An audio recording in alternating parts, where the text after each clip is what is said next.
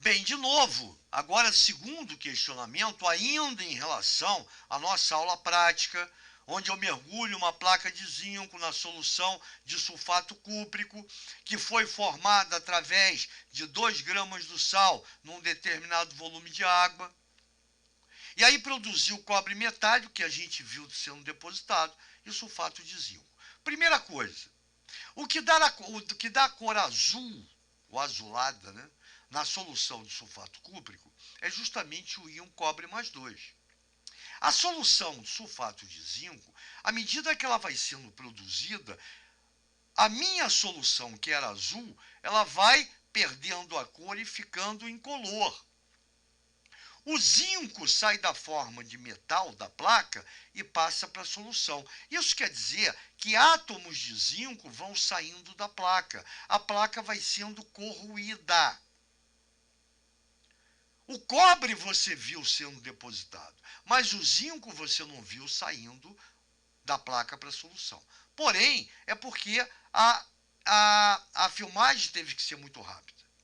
Quando eu limpo o cobre, raspo o cobre, né, da placa, tiro todo o cobre, limpo a placa de zinco, a gente sente que a placa está áspera. Aquilo está confirmando que houve perda de massa de zinco. Se eu pesasse, é uma futura aula que a gente vai fazer, se eu pesasse seco, eu seco e peso a placa de zinco antes e depois da reação, mas aí eu teria que deixar um determinado tempo, um tempo muito maior. Você ia ver que a massa final da placa de zinco, ela seria menor do que a massa inicial, porque aí você comprova a perda de átomos de zinco.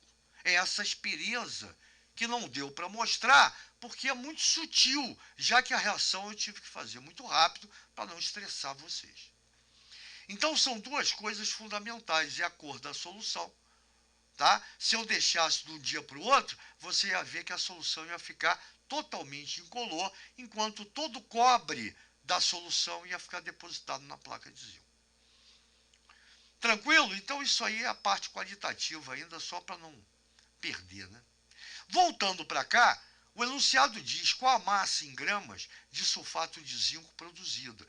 Bem, como eu já sei que eu pesei, eu preparei a solução de sulfato cúprico e botei 2 gramas na placa de relógio e pesei na minha balança.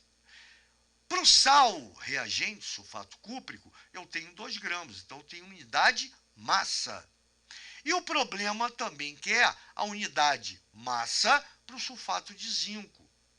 Então, as duas substâncias, dentre as 4, as duas que vão reagir, que eu vou relacionar aqui, vão ser sulfato cúprico e sulfato de zinco. Lembra que eu tiro da reação, da equação, já com os coeficientes equilibrados. Ó, 1 para 1, se fosse 3 para 2, eu colocaria como sai daqui, eu tenho que trazer para cá. Esse 1 indica um mol reagindo e um mol produzido. Só que ele quer gramas, unidade em gramas e unidade em gramas. Então eu não vou trabalhar com mol, eu vou trabalhar com massa molar. A massa molar correspondente ao mol de sulfato cúprico, 159,5 gramas, já vimos lá na aula prática quantitativa. Né? A massa de sulfato de. A massa não, a massa molar, né? De sulfato de zinco correspondente ao mol é igual a 161,4 gramas. Agora, cuidado!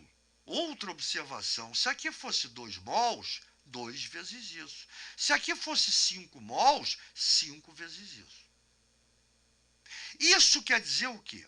Se eu, na minha balança, pesasse na placa de relógio 159,5 gramas de sulfato cúprico, eu obteria uma solução de sulfato de zinco, onde a massa do sal corresponde a 161,4 gramas. Essa é a relação inicial. Porém, lembra que eu pesei 2 gramas. Então, quanto em 2 gramas eu vou obter do sulfato de zinco? Essa é minha regra de 3. isso vezes isso é igual a isso vezes isso, ou seja, isso vezes isso dividido por isso. T igual a 2,02 gramas de sulfato de zinco. Viu que molinho? A ideia que tem que ficar. E só mais uma observação antes de terminar. Repara que quando eu uso 159,5, eu obtenho 161,4. Nota que é mol para mol, 1 para 1. Se fosse 2 para 2, 3 para 3, 4 para 4, estaria no mesmo. Como as massas molares são muito próximas, a diferença é de 1,9, quando eu usar 2 gramas do sulfato cúprico, eu vou obter uma massa de sulfato de zinco muito próxima dessa. Porque as massas molares são próximas também. Então, para que eu estou falando isso? Porque numa prova com 90 questões, você tem que ganhar tempo. Você não pode perder tempo, senão você vai perder questão. E quem perde questão fácil, perde nota. Lembra que a briga é de cachorro grande, você não pode dar mole para os caras.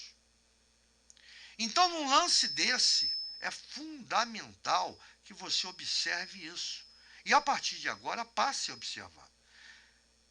Se os valores são muito próximos, a relação também vai ser muito próxima.